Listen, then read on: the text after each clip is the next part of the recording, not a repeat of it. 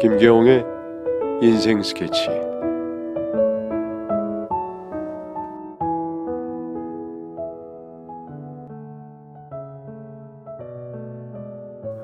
안녕하세요. 저는 31살 이동현이라고 합니다. 결혼은 아직 못했고요. 유리컵을 만드는 공장에서 열심히 일을 하고 있습니다. 저에게 유일한 가족은 조부모님과 3살 터울의 동생뿐입니다. 부모님은 제가 고등학교 때 사고로 돌아가셨죠.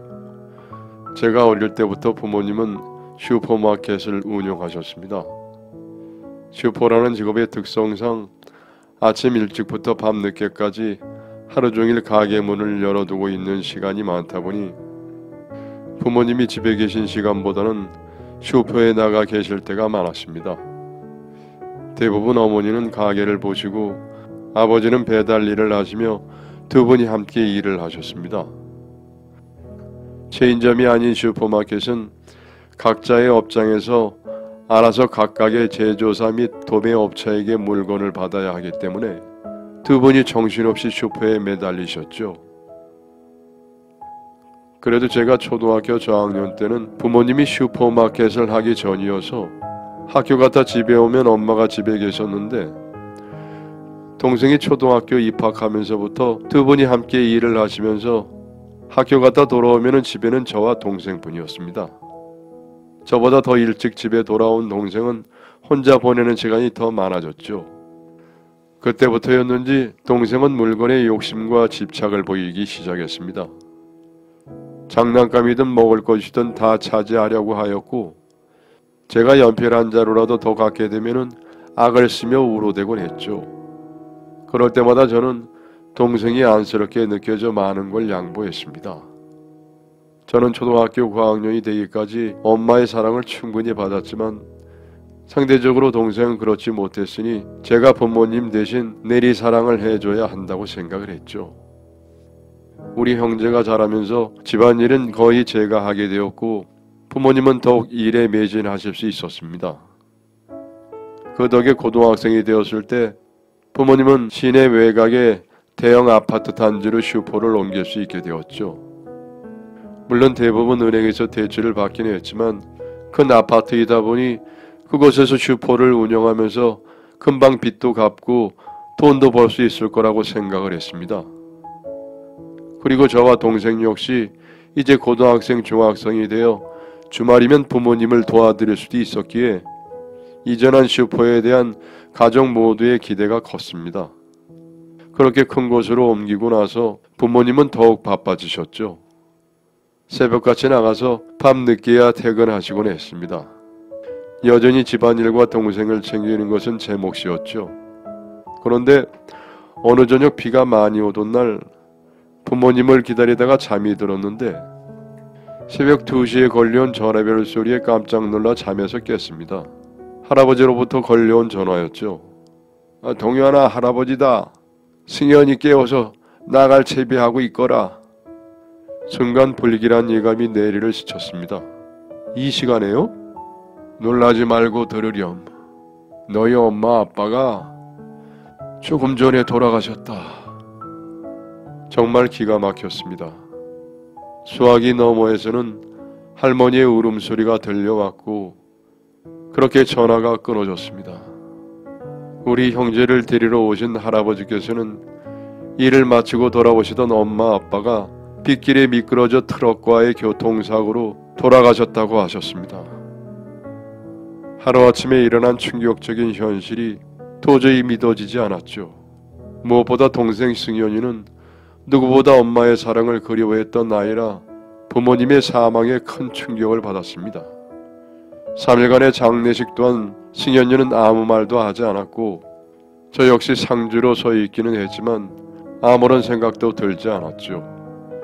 이제 부모님이 안 계시다는 것이 피부에 와 닿지 않더군요. 장례식에 조문 오신 손님들마저 저에게 아무런 위로의 말도 하지 못했습니다. 그렇게 멍한 상태로 장례를 마치고 중학생인 동생과 고등학생인 저는 할아버지 할머니 댁으로 이사를 했습니다. 부모님의 새로운 슈퍼는 대출을 많이 받아 시작한 탓에 모든 생활비를 줄이기 위해 자그마한 보험마저 해지를 한 상태였고, 게다가 이전한 지 얼마 안 돼 이런 일이 있다 보니 제 값에 정리할 수가 없었죠. 결국 헐값에 넘기고 대출까지 정리하고 나니 남은 돈이 별로 없었습니다. 부모님께 생활비를 받고 생활하고 계셨던 할아버지 할머니는 저희를 맡아주시면서 일을 하셔야만 했죠. 동현아, 승현아, 니들은 돈 걱정하지 말고 공부 열심히 해서 좋은 대학에 가거라. 저희를 누구보다 사랑해 주셨던 할아버지 할머니는 항상 따뜻한 말씀으로 우리를 위로해 주시고 격려해 주셨습니다. 하지만 아무리 신경 쓰지 말라고 말씀을 하셔도 아파트 경비를 하시는 할아버지와 공공근로 일을 가끔씩 하시는 할머니의 수입만으로는 두 분이 생활하시기에도 빠듯한 살림이라 경제적으로 그다지 여유롭지 않다는 걸 알 수 있었고, 앞으로 동생도 대학에 진학하려면은 저 형제 두 사람의 대학 등록금은 도저히 낼 수 없을 거라는 생각이 들었습니다. 결국 전 생활에도 보탬이 되고 앞으로 동생이라도 대학에 진학시키기 위해서 제가 돈을 벌어야 한다고 결심을 했습니다. 이후 아버지의 지인이셨던 유리공장 사장님께 찾아가 아르바이트를 부탁드렸죠. 학교를 다녀야 했기에 토요일 오후밖에 일을 할 수가 없었고 손에 쥐는 돈은 터무니없이 적었습니다. 그 후 전 반대하시는 할아버지 할머니를 설득해서 고등학교에서 자퇴를 했습니다.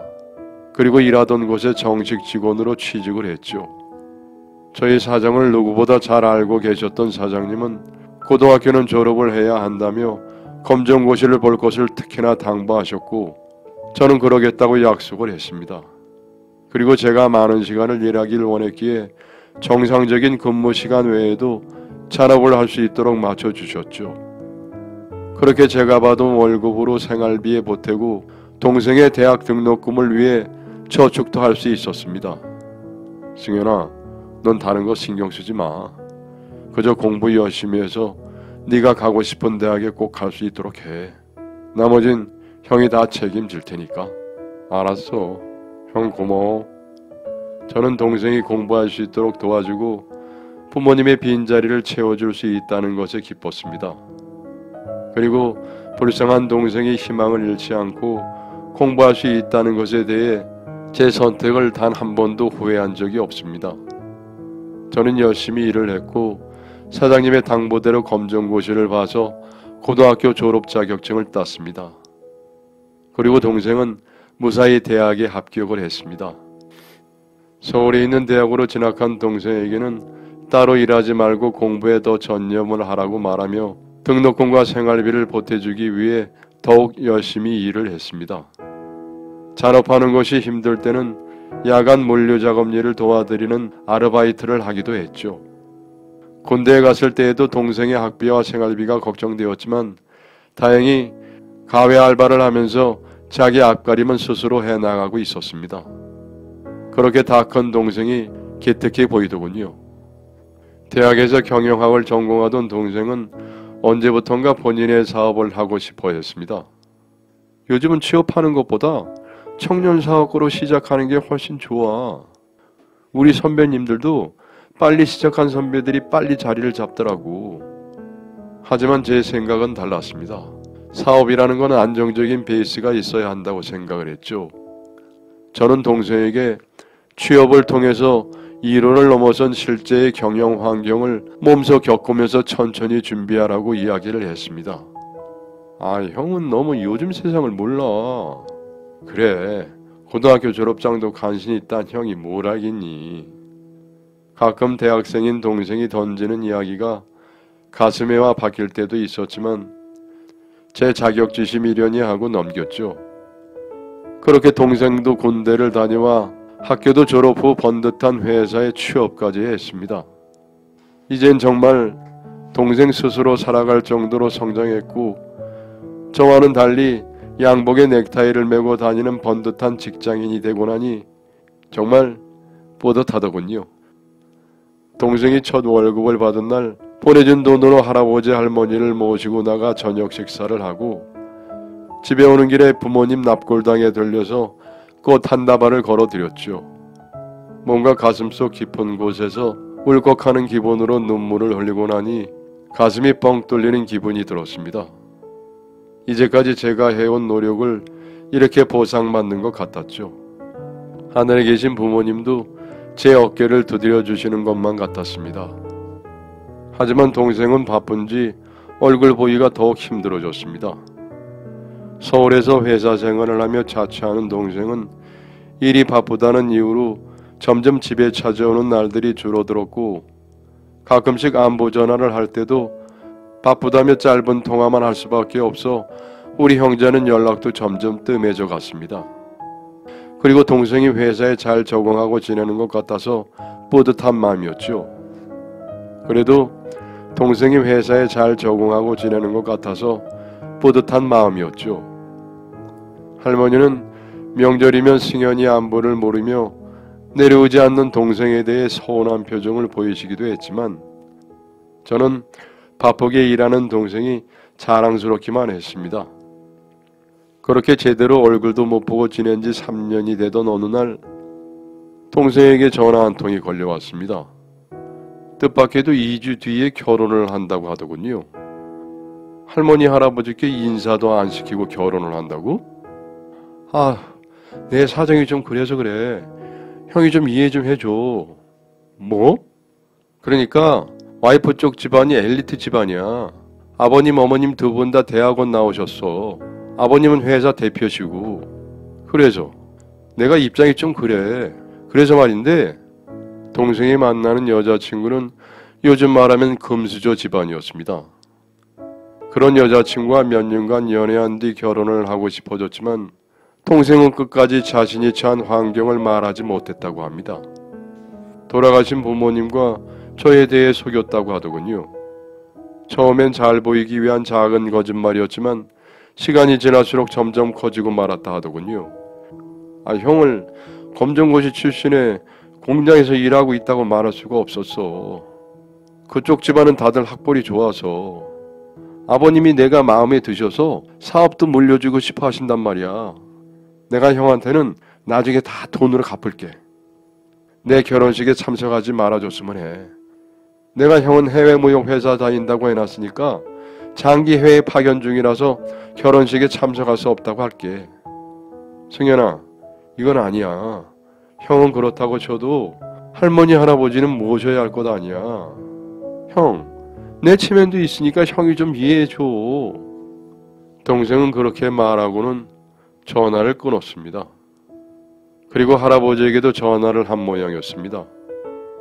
허무함에 못 이겨 울컥한 저와는 달리 동생의 이야기를 접한 할아버지는 매우 분노하셨습니다.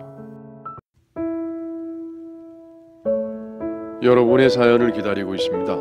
내용은 제한이 없고요. 구독과 좋아요는 저에게 큰 힘이 됩니다.